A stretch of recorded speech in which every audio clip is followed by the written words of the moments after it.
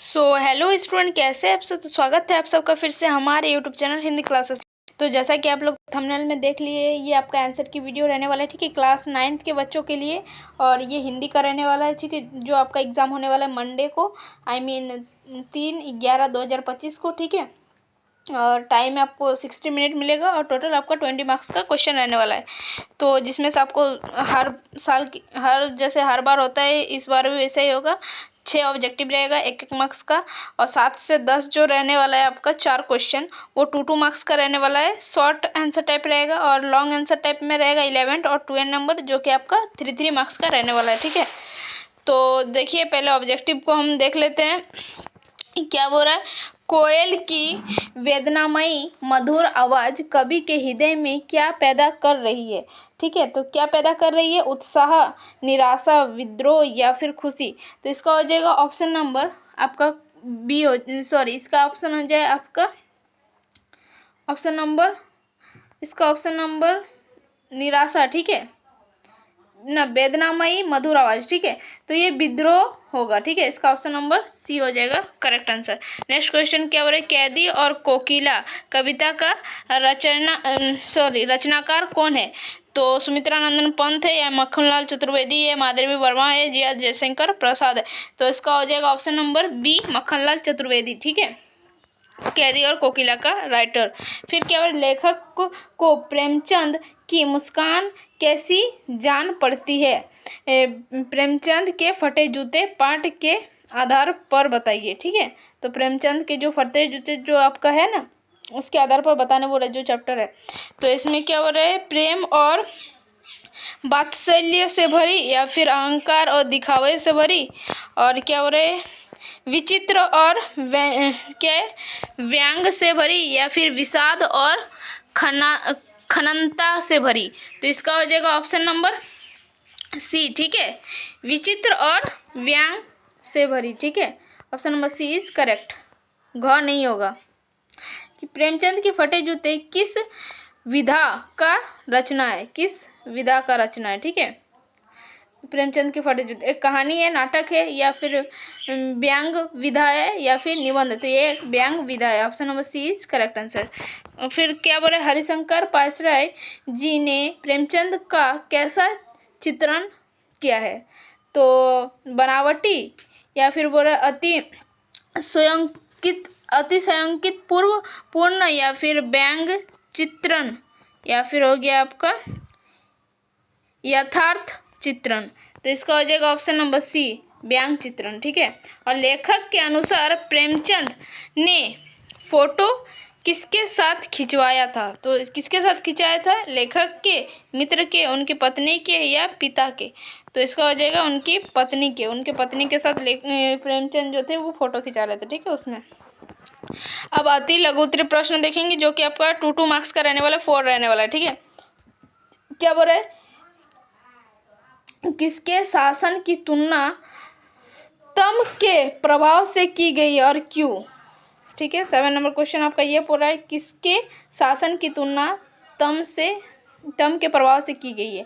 फिर बोला कोयल की कुक सुनकर कवि की क्या प्रतिक्रिया थी।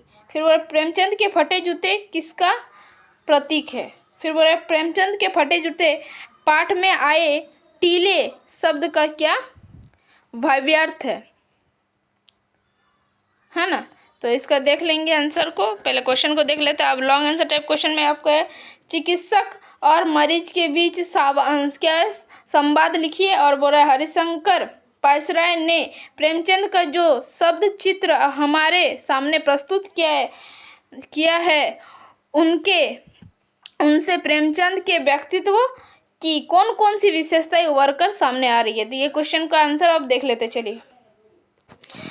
तो उसके आंसर देखते हैं, क्या है, किसके शासन की तुलना तम के प्रभाव से की गई और क्यों। तो क्या बोले, कवि ने ब्रिटिश शासन की तुलना तम मतलब अहंकार के प्रभाव से की है। फिर बोले कोयल की कूक सुनकर कवि की क्या प्रतिक्रिया थी। कोयल की कूक सुनकर कवि को ऐसा लगता है मानो कोयल उनके लिए कोई महत्वपूर्ण संदेश लेकर आई हो, ठीक है। इस तरह से इसका आंसर आप लिख सकते हो। आप चाहे तो इसको बड़ा बड़ा करके भी लिख सकते हैं, और ये आपका क्या बोलते हैं, हिंदी रहने वाला है तो हिंदी आप बना के बिल्कुल लिख सकते हैं। प्रेमचंद के फटे जूते किसका प्रतीक है? तो प्रेमचंद के फटे जूते सामाजिक बुराइयां और रूढ़ियों का प्रतीक है। ठीक है, सामाजिक बुराइयां और रूढ़ियों का प्रतीक है। फिर वह प्रेमचंद के फटे जूते पाठ में आए टीले शब्द का क्या वायव्यार्थ है? तो टीले शब्द का वायव्यार्थ सामाजिक बुराइयां, अन्याय और शोषण से। ठीक है, तो आप इस तरह से इसका आंसर को लिख सकते हैं। आप चाहे तो इसको और बड़ा करके भी लिख सकते हैं, क्योंकि आपका, लेकिन ये 2 नंबर का मिलेगा, तो आप डायरेक्ट आंसर भी लिखेंगे तो आपको मिल जाएगा मार्क्स। फिर बोल रहा है चिकित्सक और मरीज के बीच संवाद लिखिए। क्या बोले? चिकित्सक और मरीज के बीच संवाद नीचे दिए गए हैं। इसमें देखिए कैसा लिखा है। मरीज: डॉक्टर साहब नमस्ते। ठीक है, मरीज ऐसा बोला। फिर चिकित्सक क्या बोला? नमस्ते, आइए बैठिए, क्या तकलीफ है? कौन बोल रहा है? चिकित्सक, डॉक्टर। फिर मरीज बोला, डॉक्टर साहब मुझे कल रात से बहुत तेज बुखार है और सिर में भी दर्द है।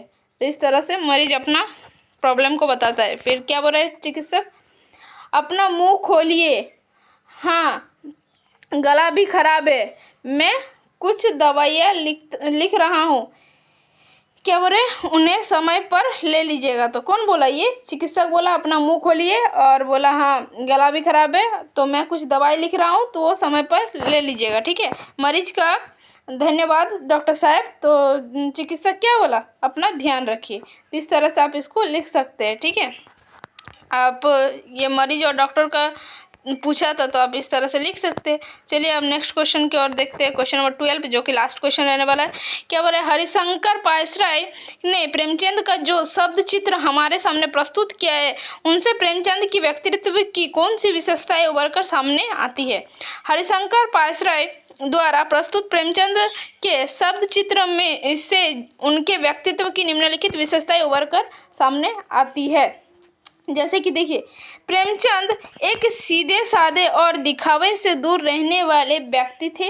वे अपनी वेशभूषा पर विशेष ध्यान नहीं दिया करते थे। ठीक है, तो ये प्रेमचंद की विशेषता है। वो एक सादे सीधे इंसान थे और जो कि दिखावे से बहुत ज़्यादा दूर रहते थे। उन्हें दिखावे से कोई तात्पर्य नहीं था उनका। ठीक है, रिश्ता नहीं था, दूर दूर से नाता नहीं था, और वे अपने वेशभूषा पर उतना ध्यान भी नहीं देते। फिर इसका देखिए दूसरा क्या था, वे क्या लिखा है? स्वाभिमानी, सॉरी हाँ ये यहाँ पर थे हम लोग। वे स्वाभिमानी थे और उन्हें समझौता करना मंजूर नहीं था। ठीक है, वे स्वाभिमानी थे और वो समझौता किसी भी चीज़ के साथ करना उसको मंजूर नहीं था। नेक्स्ट क्या बोल रहा है देखिए, वे सामाजिक बुराइयों से दूर रहते थे और हर परिस्थिति का डटकर मुकाबला करते थे। किसके बारे में बताया गया है? तो ये प्रेमचंद के बारे में बताया गया है। उनका जीवन गांधी जी की तरह सादा था और उनके विचार बहुत उच्च थे। ठीक है, तो ये सब जो थे ये किसके बारे में लिखा था? तो हरिशंकर पायसराय जी ने प्रेमचंद के व्यक्तित्व के बारे में जो लिखा था। ठीक है, ये उनके कुछ विशेषताएं। तो बस आज के लिए इतना ही, फिर मिलते हैं नेक्स्ट वीडियो में। तब तक के लिए बाय बाय, टेक केयर, जय हिंद, वंदे मातरम। थैंक यू, धन्यवाद।